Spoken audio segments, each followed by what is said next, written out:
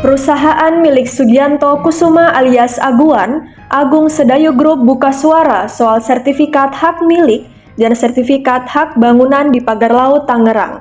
Agung Sedayu Group tak menampik bahwa memiliki SHM dan SHGB Pagar Laut di Tangerang tersebut. Kuasa hukum Agung Sedayu Group, Mu'annas Alaidit menegaskan, SHM dan SHGB Pagar Laut tersebut sebelumnya adalah daratan dan bukan laut. Daratan itu terabrasi sehingga menjadi laut.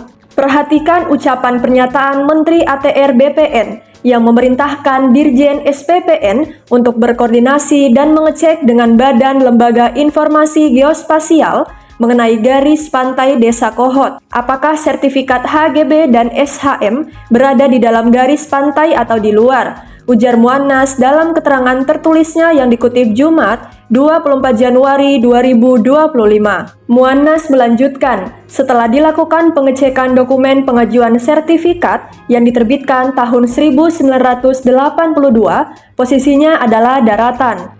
Tidak itu saja, menurutnya, pihaknya pun mencocokkan dengan Google Earth yang menunjukkan lahan SHGB dan SHM yang terkafling di sekitar kawasan Pagar Bambu di Desa Kohot bukan laut. Dulunya, tempat itu adalah lahan bekas tambak atau sawah yang terabrasi. Kemudian, cocokkan dengan Google Earth yang SHGB dan SHM yang terkafling di sekitar Pagar Bambu. Semua jelas menunjukkan bukan laut yang disertifikatkan, tapi lahan warga yang terabrasi lalu dialihkan sudah menjadi SHGB PT dan beberapa SHM diantaranya milik warga yang hari ini disoal.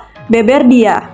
Di mana masalahnya? Kalau SHGB dan SHM terbit itu adalah lahan milik warga yang awalnya berupa tambak atau sawah yang terabrasi tapi belum musnah sebab masih diketahui batas-batasnya dalam posisi terkafling yang kemudian sudah dialihkan menjadi SHGB PT, sambung Mu'annas.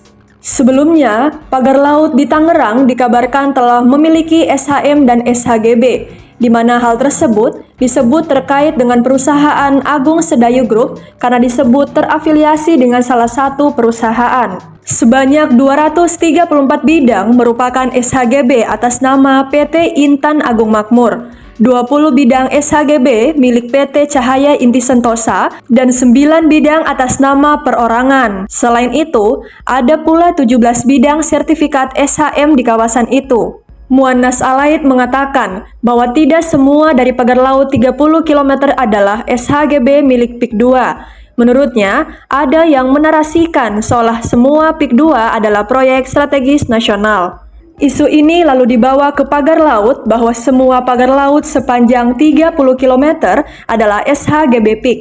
Itu tidak benar, karena ada SHM warga lain sesuai keterangan BPN, ucap dia. Ditegaskannya, SHGB yang dimiliki pihak PIK sudah melalui prosedur yang ada, bahwa SHGB yang ada di atas itu semua terbit sudah sesuai proses dan prosedurnya.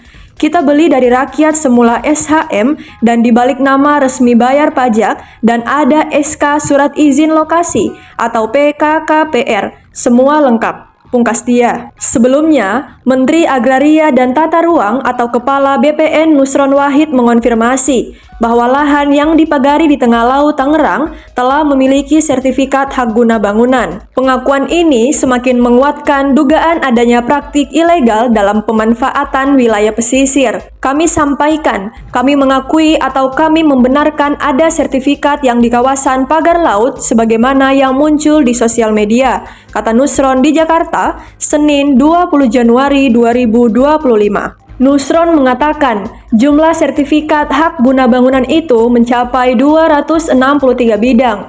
Sertifikat atas nama beberapa perusahaan yang terdiri dari PT Intan Agung Makmur sebanyak 234 bidang dan atas nama PT Cahaya Inti Sentosa sebanyak 20 bidang, kemudian atas nama perseorangan sebanyak 9 bidang. Untuk diketahui, pagar laut misterius yang membentang sepanjang 30,16 km di perairan Tangerang, Banten yang dekat dengan proyek strategis nasional Tropical Coastline milik Pantai Indah Kapuk II bikin heboh. Pasalnya, keberadaan pagar laut tersebut sampai saat ini masih menimbulkan misteri dan polemik siapa pemilik aslinya.